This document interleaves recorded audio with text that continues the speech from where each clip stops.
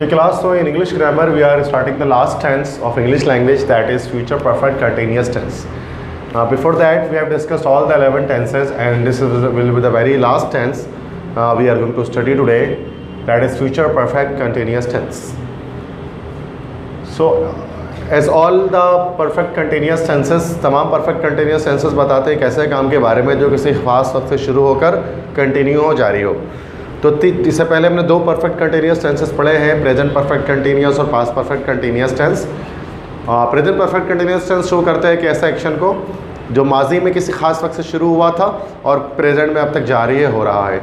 जैसे मैं तुम्हें आधे घंटे से अंग्रेज़ी सिखा रहा हूँ, तो I have been teaching you English for half an hour, तो ये हो गया आपके पास प्रेजेंट परफेक्ट कंटिन्यूस टेंस।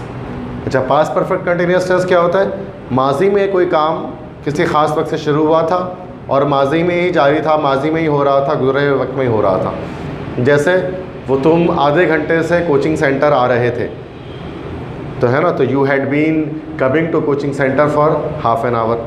तो ये काम माजी में कंटिन्यू था, हो रहा था, माजी में दिए हुए वक्त से शुरू था, जारी था गिवन टाइम से।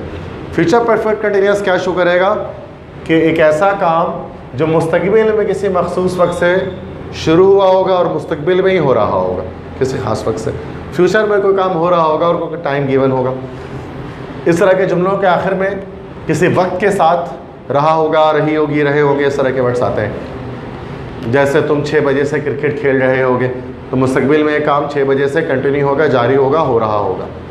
ठीक है, तो टाइमलाइन डायग्राम की जब हम बात करें तो टाइमलाइन के लिहाज से क्या होगा कि फ्यूचर के टाइम में कोई एक्शन स्टार्ट होगा गिवन टाइम से और वो फ्यूचर में एक्शन कंटिन्यू होगा, जारी होगा, हो रहा होगा। ठीक है, फार्मूला क्या होगा? तो इसमें हेल्पिंग वर्ब जो हम इस्तेमाल करते हैं, तो हेल्पिंग वर्ब के तौर पे हम लोग विल हैव बीन को इस्तेमाल करते हैं, और वर्ब की हमेशा एनजी फॉर्म इस्तेमाल होती है परफेक्ट कंटिन्यूस टेंसेस में। ऑब्जेक्ट फिर सिंस फॉर, उसके बाद time, since point of time के लिए और फॉर इस्तेमाल करते हैं पीरियड ऑफ टाइम के लिए। ठीक है, नेगेटिव बनाने के लिए क्या करेंगे हम कि विल और हैव बीन के बीच में हम नॉट लगा देंगे, will not have been, then verb की एनजी फॉर्म, देन ऑब्जेक्ट और सिंस फॉर और टाइम। और इंटरोगेटिव बनाने के लिए क्या करेंगे? विल को आप सब्जेक्ट से पहले लगा देंगे, देन हैव बीन, वर्ब की एनजी फॉर्म, ऑब्जेक्ट, उसके बाद सिंस फॉर के साथ टाइम, लास्ट में क्वेश्चन मार्क आएगा। अब इस एग्जाम्पल हम देखते हैं कि जैसे तालिब इल्म 9 बजे से उस्ताद का इंतज़ार कर रहे होंगे, तो सबसे पहले तो सब्जेक्ट लगाना है। सब्जेक्ट यहाँ पर है स्टूडेंट्स, तालिब इल्म, तो स्टूडेंट, उसके बाद हेल्पिंग वर्ब लगेगा विल हैव बीन, तो विल हैव बीन। अच्छा, उसके बाद इंतज़ार करना, यहाँ पर वर्ब है, तो वेटिंग, वेट के एनजी फॉर्म वेटिंग, किसका इंतज़ार कर रहे थे? ऑब्जेक्ट आ जाएगा उस्ताद के इंतज़ार, वेटिंग फॉर द टीचर। और 9 बजे से, चूँकि 9 बजे से आ गया तो उसके साथ सिंस लगाते हैं, पॉइंट ऑफ टाइम है, सिंस 9 o'clock। तो the students will have been waiting for the teacher since 9 o'clock। वो 4 महीनों से इम्तहान की तैयारी कर रहा होगा, तो उसको बनाना है। तो फिर किस तरह से बनेगा?